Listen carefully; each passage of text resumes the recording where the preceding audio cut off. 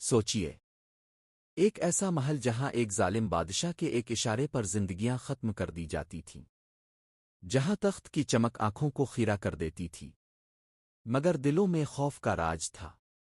اور اسی محل کے بیچوں بیچ ایک ننھا سا بچہ کھیل رہا ہے، وہی بچہ جس کے بارے میں کہا جا چکا تھا کہ ایک دن یہی سلطنت کو چیلنج کرے گا۔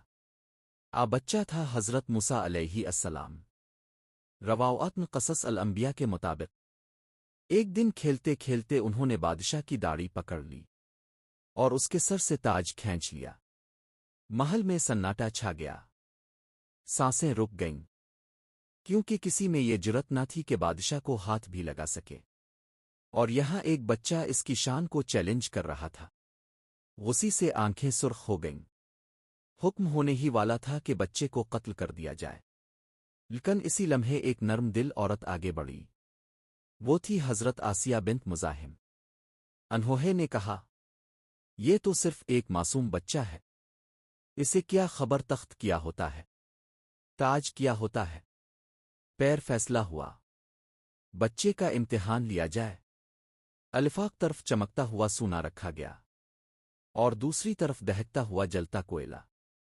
کہا گیا، اگر یہ سونا اٹھائے تو سمجھا جائے گا کہ یہ جانتا ہے کہ کیا قیمتی ہے، اور اگر کوئلہ اٹھائے تو یہ صرف ایک نادان بچہ ہے۔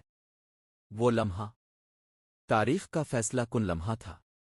نئی ہاتھ آگے بڑھے، تقدیر سانس روکے کھڑی تھی، اور پھر اللہ کے حکم سے ہاتھ کوئلے کی طرف بڑھ گیا۔ نئی مس نے جلتا ہوا کوئلہ اٹھایا اور اپنے منہ میں رکھ لیا۔ اگ نے زبان کو چھوا، درد ہوا، مگر جان بچ گئی، اور اسی لمحے ایک عظیم راز لکھ دیا گیا کہ اللہ جسے بچانا چاہے، دنیا کی کوئی طاقت اسے نقصان نہیں پہنچا سکتی۔ اس واقعے کے بعد ان کی زبان میں ہلکی سی لکنت آ گئی، اور جب نبوت کا وقت آیا تو انہوں نے دعا کی، اے میرے رب، میری زبان کی گرہ کھول دے تاکہ لوگ میری بات سمجھ سکیں۔ سوچی، جس بچے کو مارنے کے منصوبے بن رہے تھے، اسے اللہ نے دشمن کے محل میں پروان چڑھایا، اور جس آگ نے نقصان پہنچایا، اسی نے زندگی بچانے کا سبب بن کر تاریخ بدل دی۔ صرف ایک واقعہ نہیں، یہ اعلان ہے، جب اللہ حفاظت فرمائے تو آگ بھی محافظ بن جاتی ہے، اور دشمن کا گھر بھی پناہ گاہ۔ اگر یہ ایمان بڑھانے والا واقعہ آپ کے دل کو چھو گیا ہے تو ابھی لائک کریں، شیئر کریں تاکہ اور لوگ بھی عبرت حاصل کریں۔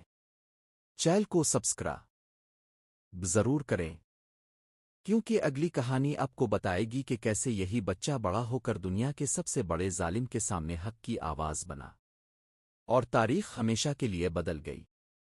تیار رہیے، اگلا قصہ اور بھی حیران کن ہے۔